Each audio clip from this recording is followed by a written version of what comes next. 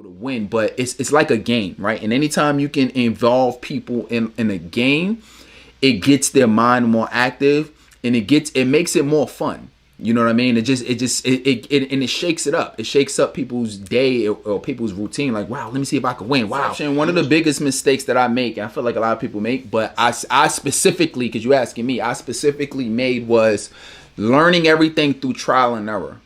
Right? So when I first started, I was a little skeptical to invest. I wasn't really sure. I kind of heard about coaching, but I was like, I felt like I can do it all myself. And that was the mentality that I came into the game with. So because of that, I did a lot of things. I was kind of like you, to where I had, there was some things I was hesitant about, but at least I got to the point where I kind of just started doing things. But the issue was I wasted 2 years of kind of just doing stuff. And I made a lot of mistakes and went through a lot of trial and error that I didn't have to go to had I had guidance from somebody that is further ahead of me on the journey. And they could have said, oh, stop doing that. Or why are you focusing all your attention on this? And, well, why are you overthinking that process? Just put it out and follow. And I wish I would have had like a map or blueprint or plan of somebody that I can follow. And had I did that, it wouldn't have taken me 2 years to get a client, right? I would have got it way sooner. And what's so funny is I actually did an interview with, shout out to Vic. And we did an interview a couple weeks ago. What's going on, baby? Yeah. So one of the things that he did was, as I was interviewing him, he never been a coach, right? This was like his first time in business. Never did coaching before. He was like, I didn't even know the first thing about coaching. I just know I wanted to serve people and be a life coach. So from the day that we started working together, he was already getting clients within his first 2 months of us working together. Right. This shows the power of having a coach. And this is why I posted recently, like when ET said the power of coaching. This is why this is so powerful, because I went from trying to figure it all out on my own, and it took me 2 years to start getting clients. And Vic, when he first just came out the gate, brand new to him, he immediately got a coach, and he got clients in his first 2 months of not knowing anything, never even been in business before. And that is the power of getting mentors, getting coaches, getting like people who've been on the journey before you, and they can show you the way. You're still gonna make some mistakes because there's some things you still gotta learn on your own, but a lot of the pitfalls and hardships and stress and drama and issues could be avoided had you not took a step on that path, man. So that's what I would say. Okay. So then this question is a derivative of that one. Mm-hmm. So what you're saying is that a person has to have someone above them to help them continue to elevate. So that means we all want to know right now, who is that person above you? Yeah, love it, man. So one of the guys that's been most pivotal is Coach K.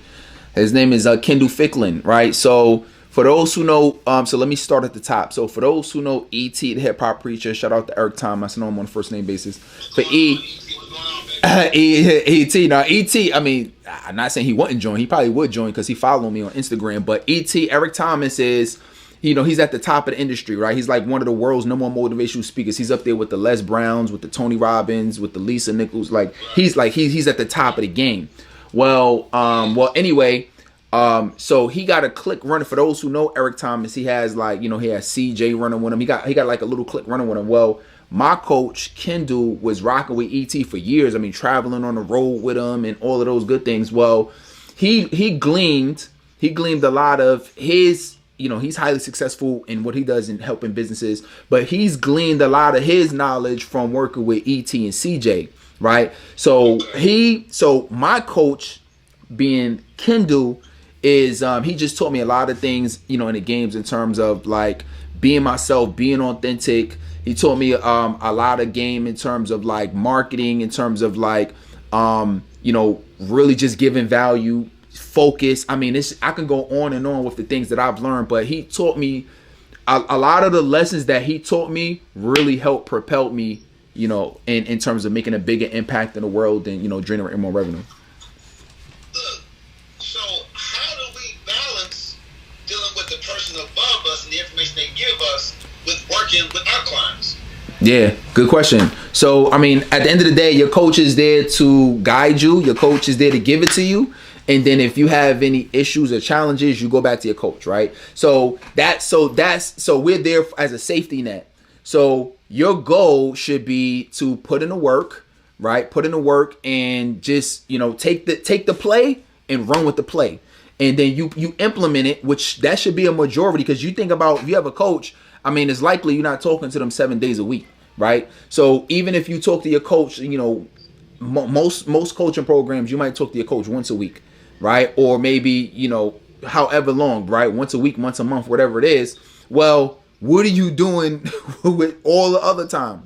You should be using that to make an impact. You should be using that to build your business. You should be using that to run the play that your coach gave you. And then you come back during whenever the next touch point is and you say, cool, I ran the play. Everything is looking good. Or I need to make some tweaks, or everything is straight. I need to scale it to the next level. What else should I do? You know what I mean? Like, that's how coaching really should be, is that your coach should give you a play, you run the play, and then you get results and you come back with the results and say, okay, this is what I got, it's going well, or I need to make some adjustments. What do you recommend? Now look, Coach, this is my final question before we just start going with our little raw coaching thing back and forth.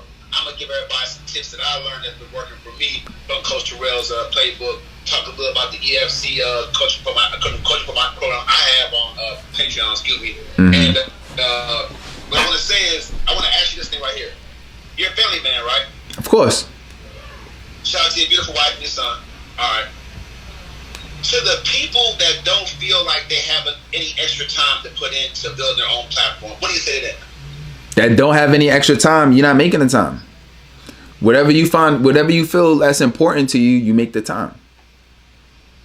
And is that simple? We can't placate it. You can't say you want to build something or grow something. That's to anything, right? You can't say you want to have the body that you want, but you don't put in any time trying to eat right or going to the gym or working out. Like, it is what it is. You feel what I'm saying? You can't say that you want to grow your relationship. You can't say that you want to grow your business. If you put 0 hours and 0 effort in on your business, you will make $0. You'll make 0 impact.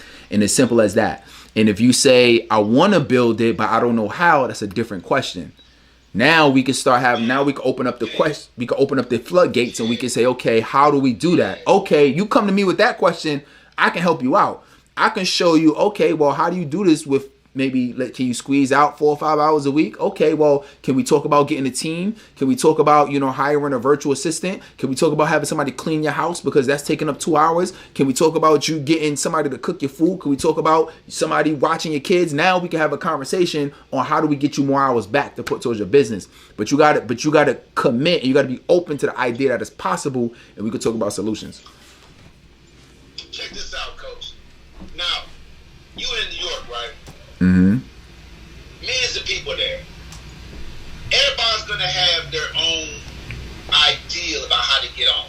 Mm-hmm. Right. Even though you have a playbook and a blueprint, mm-hmm. that guarantees success. I'm successful because it's playbook and blueprint. Trust me, I am. But mm-hmm.